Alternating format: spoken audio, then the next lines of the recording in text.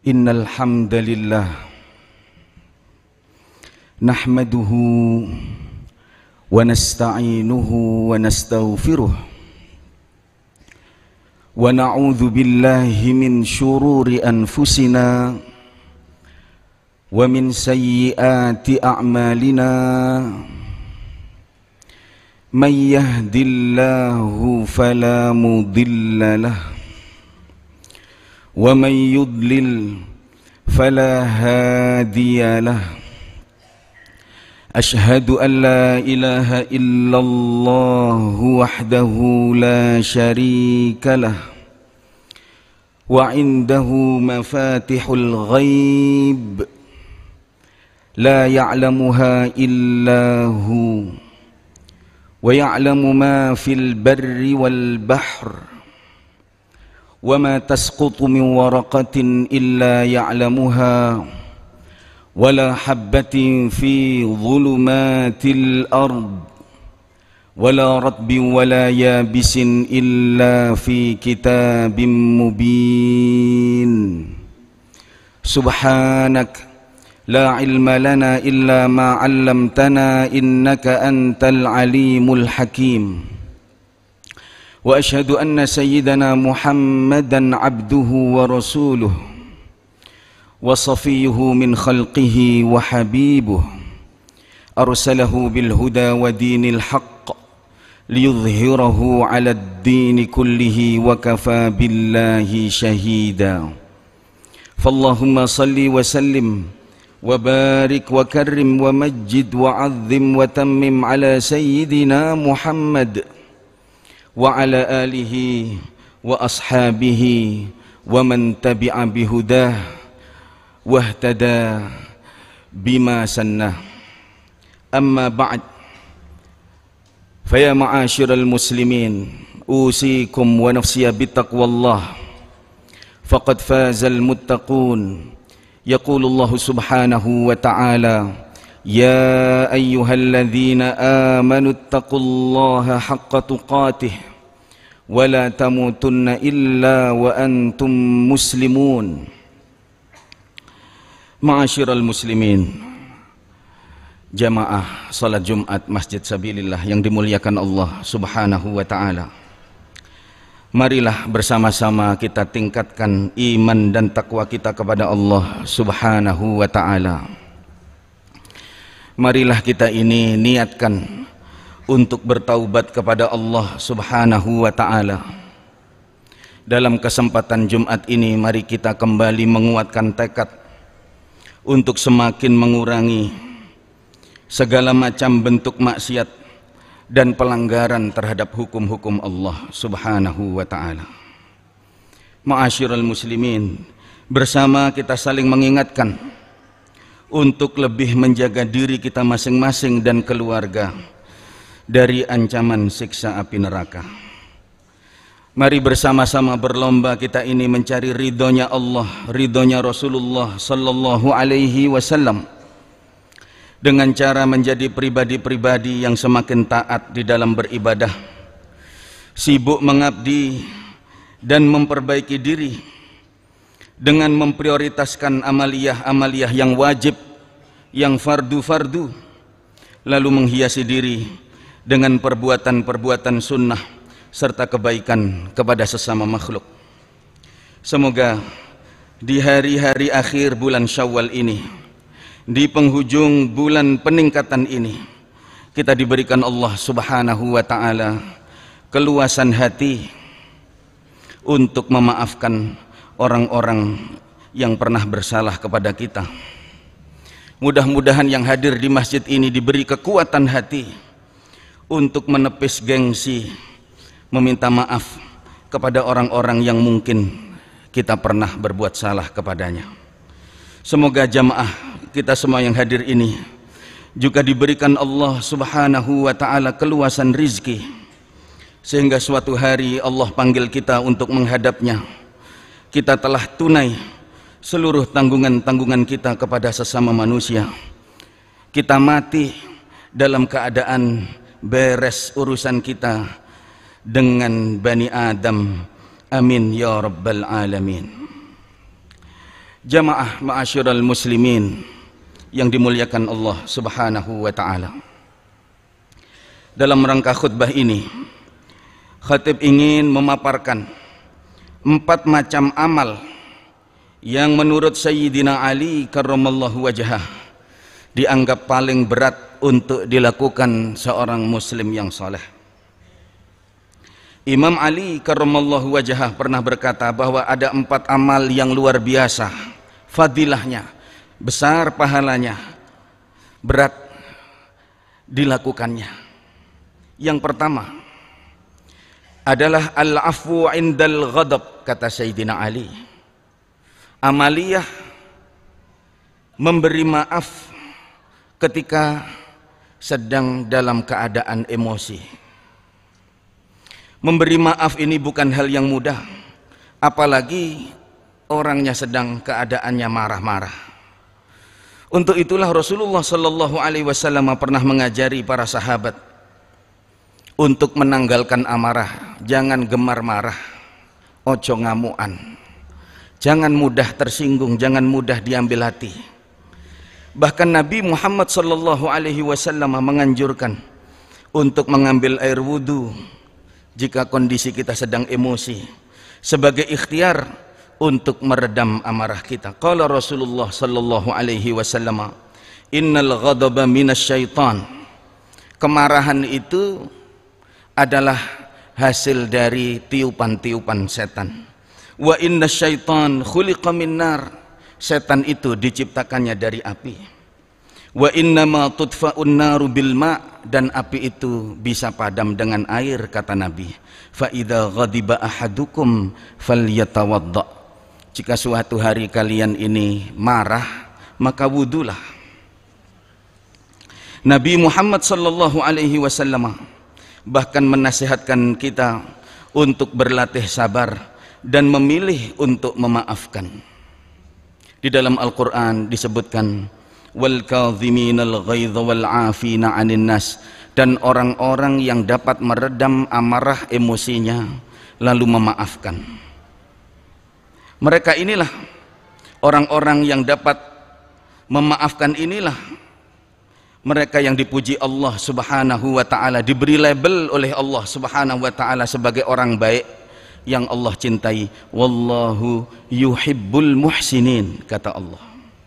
Manusia ini ma'asyiral muslimin, jika sudah marah, apalagi kemarahannya dimasukkan dalam-dalam di dalam hatinya dendam, sulit sekali akan mengendalikan diri jika sudah dikuasai amarah. Oleh sebab itulah, jika seseorang dalam keadaan marah kok masih bisa memberikan maaf kepada orang lain, maka sungguh itulah amal yang sangat berat, kata Sayyidina Ali. Dalam suasana akhir bulan Syawal, minggu atau Ahad besok kita sudah masuk Dzulqa'dah. Semoga jika masih ada yang bersisa di hati kita, rasa dendam, rasa marah, semoga kita berdoa kepada Allah dengan barakah hari Jumat yang mulia ini. Semoga ma'asyiral muslimin kita semua oleh Allah Subhanahu wa taala diberikan kelapangan hati untuk segera memaafkan, segera melepaskan kesalahan orang kepada diri kita. Allah Subhanahu wa taala bahkan menjamin siapapun yang dapat mengendalikan emosi dan amarahnya, berarti dia selamat dari api, dia selamat dari siksaan api neraka. Demikian keterangan sebuah hadis yang berbunyi, man kaffa ghadabahu kaffallahu anhu adzabahu. Barang siapa yang dapat menahan amarahnya, maka Allah akan tahan siksa baginya. Barang siapa yang mampu mengendalikan amarahnya, maka bisa jadi dia akan dibebaskan Allah dari api neraka. Amin, Allahumma amin. Ma'asyiral muslimin rahimakumullah. Amal kedua yang kata Sayyidina Ali amalan yang paling berat di antara yang berat-berat adalah al-judu fil usrah. Menjadi orang yang pemurah, dermawan, kondisinya pada saat itu sedang sulit, saat sakunya tipis. Dermawan saat nggak punya uang, dermawan saat kondisi keuangan kita sedang sempit bahkan belum mapan. Menjadi pemurah dan dermawan ini ma'asyiral muslimin bukan perkara gampang. Apalagi menjadi murah tangan dermawan ketika kondisi keuangan kita, ekonomi kita sedang sulit. Oleh sebab itulah Allah Subhanahu wa ta'ala memposisikan orang-orang yang dermawan sangat dekat dengannya. Dalam sebuah hadis diterangkan, as-sakhiyu, orang yang dermawan itu qaribun minallah, dekat dari Allah. Qaribun minal jannah, dekat dari surga. Qaribun minan nas, dekat di hati masyarakat. Qaribun minan nas, dekat di hati orang-orang. Ba'idun minan nar, jauh dari api neraka. Hadis ini ma'asyiral muslimin bukan sekedar basa-basi motivasi, akan tetapi petunjuk dan jalan hidayah bagi siapapun yang ingin memposisikan diri dekat dengan Allah. Siapa yang ingin dekat dengan Allah, hendaklah dia menjadi orang yang murah pemberian dan dermawan. Mustahil ada orang dekat Allah tapi bakhil, tapi pelit, kikir, mustahil. Selain orang yang bisa memaafkan saat marah tadi, orang yang juga dipuji Allah adalah orang-orang yang gemar memberi, baik di saat lapang maupun susah. Alladzina yunfiquna amwalahum fis sarra'i wad dharra, yang menafkahkan hartanya di saat dia lapang, wad dharra, maupun saat dia sedang tidak lapang. Watak ini, watak gemar memberi padahal kondisinya sulit ini, wallahi sulit ma'asyiral muslimin. Semoga Allah juga berkenan melapangkan hati kita ini. Allah menjadikan hati kita luas sebelum rizki kita luas. Semoga kita diberi keluasan hati sebelum luasnya rizki. Amin ya rabbal alamin. Amaliyah ketiga yang sulit, kata Sayyidina Ali, adalah al-iffah fil khalwah, yaitu orang yang bisa menghindari diri dari yang dosa-dosa yang haram-haram padahal keadaannya, kondisinya sedang sendirian, sedang sepi, nggak ada siapapun yang melihat. Amalan ketiga ini merupakan ujian muraqabah, ujian ihsan, bahwa diri ini harus selalu merasa diawasi oleh Allah Subhanahu wa ta'ala yang pengawasannya melebihi pengawasan CCTV. Tidak ada satu tempat pun di setiap jengkal bumi ini di mana kita bisa bebas sendirian. Raqib atid, dua malaikat di kanan kiri ini selalu ada mengawasi gerak-gerik kita. Bahkan Allah Subhanahu wa ta'ala selalu ada dan dekat, melebihi dekatnya urat nadi kita sendiri untuk mengawasi bisikan hati kita sendiri-sendiri. Inilah ma'asyiral muslimin ujian keikhlasan seseorang di dalam beramal, beribadah kepada Allah Subhanahu wa ta'ala, bahwa untuk melakukan amal ibadah ataupun menghindari dosa, seseorang tidak perlu memperhatikan orang lain di sekitarnya. Karena jika seseorang melakukan suatu amal sebab orang lain, maka orang ini disebut di dalam definisi agama sebagai orang yang pamer, yang riya. Amal ibadahnya modus pencitraan. Juga ketika saat meninggalkan suatu dosa tapi karena dilihat orang lain, maka ini disebut syirik. Yang menyebut ini adalah Al-Imam Ibnu Iyad, al-amal li ajlin nasriya wa tarkul amal li ajlihim syirik. Kata Ibnu Iyad, melakukan sesuatu karena manusia adalah sombong, riya, dan meninggalkan amal karena manusia sebenarnya adalah syirik yang terselubung. Jamaah rahimakumullah, terakhir yang keempat, amal berat yang terakhir yang sangat berat, kata Sayyidina Ali, adalah qaulul haq liman yakhafuh, yaitu berkata benar di depan orang atau berkata benar di hadapan sesuatu yang ditakuti, di depan orang yang sangat ditakuti atau karena sesuatu yang sangat ditakuti. Jelas sekali materi terakhir ini berhubungan dengan kejujuran, karena kebanyakan orang berbicara menyesuaikan atau melihat siapa yang diajak bicara. Seringkali orang akan membicarakan hal-hal yang disukai lawan bicaranya, apalagi jika lawan bicara itu adalah orang yang ditakuti, orang yang disegani karena hubungan kerja, hubungan keluarga, dan lain-lain. Dengan kata lain, amal terberat keempat ini merupakan usaha menghindarkan diri dari kebiasaan menjilat, baik menjilat kepada atasan atau menjilat kepada orang yang diharap-harapkan kebaikannya. Materi keempat atau poin keempat ini juga sering kita dengar dengan peribahasa qulil haq walau kana murrah, katakan yang benar walaupun itu bisa saja sangat pahit.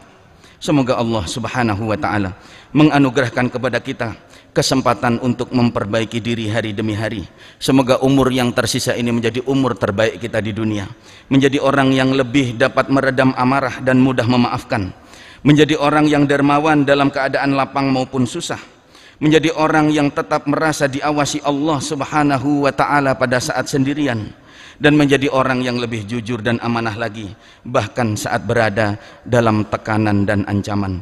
Demikianlah khutbah Jum'ah ini, mudah-mudahan kita diberi manfaat oleh Allah Subhanahu wa taala.